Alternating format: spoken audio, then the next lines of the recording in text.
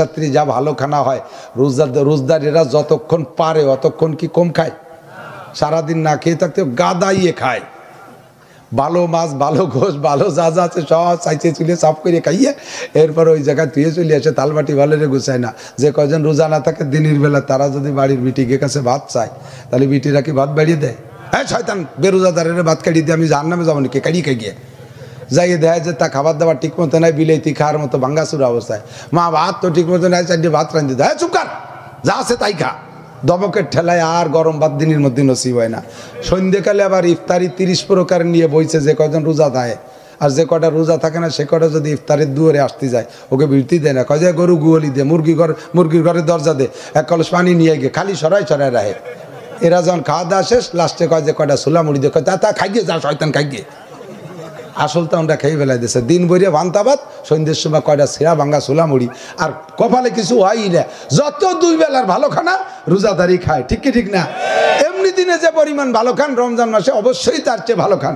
বিশেষ করে ইফতারিটা প্রত্যেক ফ্যামিলিতে গরিব হলে ইফতারিটা এত সুন্দর আয়োজন করে যে ইফতারির টাকা দিয়ে তুই 2-3 দিনের খাবার হয়ে যেত, এত পরিমাণ খরচ করি, ঠিক কিনা? জাদুফি হিরুস্কুল মোমেন, আল্লাহ তাআলা রুজি বাড়ায় দেয়, তখন অভাবও থাকে না। কাজেই ইবাদতের প্রতিদান আল্লাহ তাআলা দুনিয়ায় রেখেছেন। হজের প্রতিদান কি? হজ্জে মাবরুরের প্রতিদান। হাদিসে আছে আল্লাহ নবী বলেন, আল্লাহ পাক বলেন যে হজ্জে মাবরুর কবুল হজের প্রতিদান একমাত্র জান্নাত ছাড়া আর কিছুই না।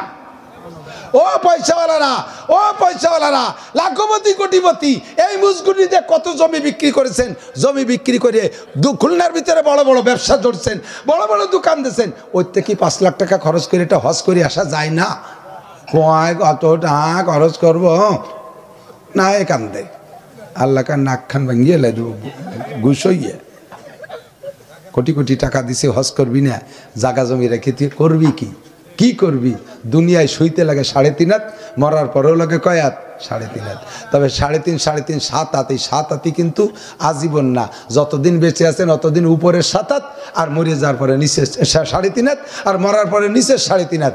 ওই 3.5 হাত দখল করলে এই 3.5 হাত হাত ছাড়া হয়ে যায়, ঠিক না? তাহলে হকাল পরকাল মিলাইয়া তোমার মাত্র 3.5 হাত, তুমি এত করে রেখে যে কার জন্য রাখবা? 1 ওয়াক্ত নামাজ হেরেম শরীফে পড়বা 1 লক্ষ ওয়াক্ত সওয়াব পাবা। জামাতে পড়বা 1,27,000 ওয়াক্ত নামাজের সওয়াব প্রত্যেক ওয়াক্তে 22 দিন মক্কায় নামাজ পড়বেন, 5 22 110 ওয়াক্ত, 110 রে 1,27,000 দিয়ে গুণ দেন কত ওয়াক্ত হয়? এইটা ইনকাম করতে যাবেন না? কয় যা বাড়ি তাই কতজন মোটেই পড়ে না, উনি তো যাও একটু পড়ে, তাতে আল্লাহর বাড়ি ঘোড়ার ডিম হইছে। তাই হজ করলে নবী পাক বলেন যেই ব্যক্তি হজ করে আল্লাহ তাআলা তাকে মরণ পর্যন্ত অভাব দেয় না। তাহলে হজের প্রতিদান দুনিয়া আছে না নাই? আছে না নাই? প্রত্যেকটা এভাবে যেটাই বলবেন সেটার প্রতিদান দুনিয়া আছে। তো আমার নবী এই মাসে 5 ওয়াক্ত নামাজ নিয়ে আসছেন মেরাজ থেকে, মনে আছে নাকি? 5 ওয়াক্ত নামাজ এই রাত্রে এই মেরাজে এই মাসে নিয়ে আসছেন। মাসটা এই জন্য বড় দামি। মাসটা শুরু হওয়ার থেকে নিয়ে হুজুর আলাইহিস সালাতু ওয়াস সালাম দোয়া পড়তেন, আল্লাহুম্মা বারিক লানা ফি রজাবা ওয়া শাবান ওয়া বাল্লিগনা রমাদান। মানে কি? আল্লাহ রজব ও শাবানের বরকত আমাদেরকে দান করো। বলেন আমিন, জোরে বলেন আমিন। রজব শাবানের বরকতের দরকার আছে না নাই? এই 2 মাসের বরকত দেন। বোঝা গেল যে এই 2 মাসে খাস কোনো বরকত আছে বিদায় নবী পাক এটা দোয়া করেছেন। এরপরে বলছে অবাল্লিগনা রমাদান, মেহেরবানি করে আল্লাহ রমজান মাসে আমাদেরকে পৌঁছাই দিও। আল্লাহ দুনিয়ায় আইজ মরি আর কাল মরি, মরতেই হবে। মরণটা যদি রমজান মাসে হয় তাহলে আমি একটু আত্মতৃপ্তি পাবো। ওলামায়ে কেরামের কাছ থেকে শুনেছি মুমিনের মরণ যদি রমজান মাসে হয় তাহলে রমজান মাসে কবর আযাব মাপ, আর একবার যাকে আল্লাহ তাআলা এক জগতে ক্ষমা করে দেয় ওই জগতে তারে কোনোদিন ধরে না। মানুষ মারা যাওয়ার পরে পরবর্তীতে 2টা জগৎ আছে, একটা হলো রূহের, একটা হলো আলমে বরজাক কবরের জগৎ, আর একটা হলো আখিরাতের জগৎ। আখিরাতের জগতে যে জান্নাত আর জাহান্নাম, ও দোস্তরে মাঝে যে টাইমটা কিয়ামতের দ্বিতীয় কিয়ামত সিংহায় ফুকের আগে, এই লম্বা টাইমটার নাম হলো কবরের জগৎ। ওই জগৎটায় কবরে আযাব আছে, কবরে শান্তিও আছে। এই কবরের আযাব থেকে আল্লাহ পাক মাফ করে দিবেন, রমজান মাসে যদি মরণ হয়, এই জন্য দোয়া করি আল্লাহুম্মা বারিক লানা ফি রজব ওয়া শাবান ওয়া বাল্লিগনা রমাদান। রমজান মাসে পৌঁছাই দিও। মরণ যদি হয় তাহলে তুমি রমজান মাসে দিও। এবার কই রমজান মাস যখন পাইব, রমজান মাস হলো দোয়া কবুল হবার মাস। প্রত্যেক দিন ইফতারির সময় দোয়া কবুল হয়, সেহরির সময় দোয়া কবুল হয়, বিশেষ সময় দোয়া কবুল হয়। ওই সময় দোয়া করবেন, আল্লাহ আমি এই রমজানে মরতে চাই না, মেহেরবান আল্লাহ তুমি আমাকে অনেক রমজান নসিব করো, আমাকে সবে কদর নসিব করো, আমি অনেকবার রমজানে রোজা রাখতে চাই। রমজানে দোয়া কবুল হয়। আল্লাহ সুস্থতার সাথে ইজ্জতের সাথে আমাদের সকলকে তুমি লম্বা হায়াতে তৈয়বা দান করো। আয় আল্লাহ তুমি আমাদেরকে বারবার রমজান মাস নসিব করো। জোরে বলেন আমিন। আমার নবীর আদর্শ লাকাদ কানা লাকুম ফি রাসূলিল্লাহ, যা বলতে চাইছি আর একটু বলে নেই।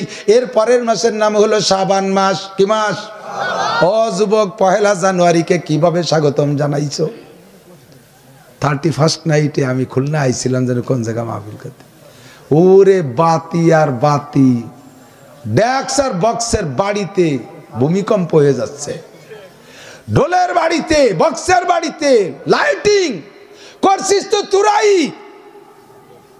ও যুবক, কিয়ামতে আল্লাহর কাছে জবাব দেওয়া লাগবে। জানুয়ারি মাস মুসলমানের মাস নয়, মুসলমানের মাস মুহররম সফর। কথা বলেন, মুসলমানের মাস রজব শাবান রমজান শাওয়াল জিলকদ জিলহজ। তোমার এই মাসগুলো কবে আসে খবর থাকে না। এ মাসের ফজিলত তোমার মাথায় ধরে না। আবার আসতেছে 14ই ফেব্রুয়ারি, কালকে 1 তারিখ। গুনিয়ে গাইতে হিসেব করে রাখতেছে নুসমি ওয়ার দিন। সুবহানাল্লাহ। বিশ্বে জারস সন্তান প্রোটেকশন দেওয়ার একটা রায়, হারামজাদা জাইরুর বাচ্চা পয়দা দেবে। প্রত্যেকটা পার্কে পার্কে, প্রত্যেকটা পিকনিক স্পটে, প্রত্যেকটা সমুদ্র সৈকতে যুবক যুবতীর মিলন মেলা, পর্দা নাই পুশিদা নাই, আনন্দ ফুর্তি করবে। ঘরে বাপ মা নামাজ পড়তেছে, তাদের সন্তানরাই মাঠ দিয়ে ফিল্ডিং মেরে বেড়াচ্ছে। আর যেখানে সেখানে যে আকাম কুকাম করার দিন রাখছে 14ই ফেব্রুয়ারি ভ্যালেন্টাইন ডে। নাম কি? ব্যালেস্টাইন। ব্যালেস্টাইন ডে মানে কি জানো? খ্রিস্টানদের ভিতরে এক বদমাশ লুচ্চর নাম ব্যালেস্টাইন, ওইটা লুচ্চমি করতো। যারে পাতো তারে দর্শন করতো। সরকার ধরে তারে জেলে দিয়েছে, জেলখানায় যাই এক অন্ধ মহিলারে দর্শন করছে। এই ডে সরকার সহ্যতি না পাইয়ে এই 14ই ফেব্রুয়ারিতে দেশে তারে ফাঁসি। ওর দলে যত নুসরা ছিল সেই দিন একটু উৎসব, সেই দিন একটু করছে, মানে দিবস পালন করছে, তার উপলক্ষে শোক দিবস। সেইটা লাস্টে যে আনন্দ দিবসে পরিণত হয়েছে। তাহলে ব্যালেস্টাইন ডে 14ই ফেব্রুয়ারি এটা ভালোবাসা দিবস না, এটা হলো লুচ্চমি দিবস। আজকে থেকে তোমরা প্রস্তুতি নিচ্ছ, অনেকেই ব্যালেন্টাইন ডেতে আকাম করবা। তওবা করো, আল্লাহর কাছে প্রতিজ্ঞা করো। দুর্ভিক্ষর বছর সিগন্যাল দেশে আসবে বিপদ। দেখো বৃষ্টি, কতকাল বৃষ্টি হয় না, এইরকম পুরোটা শীতকাল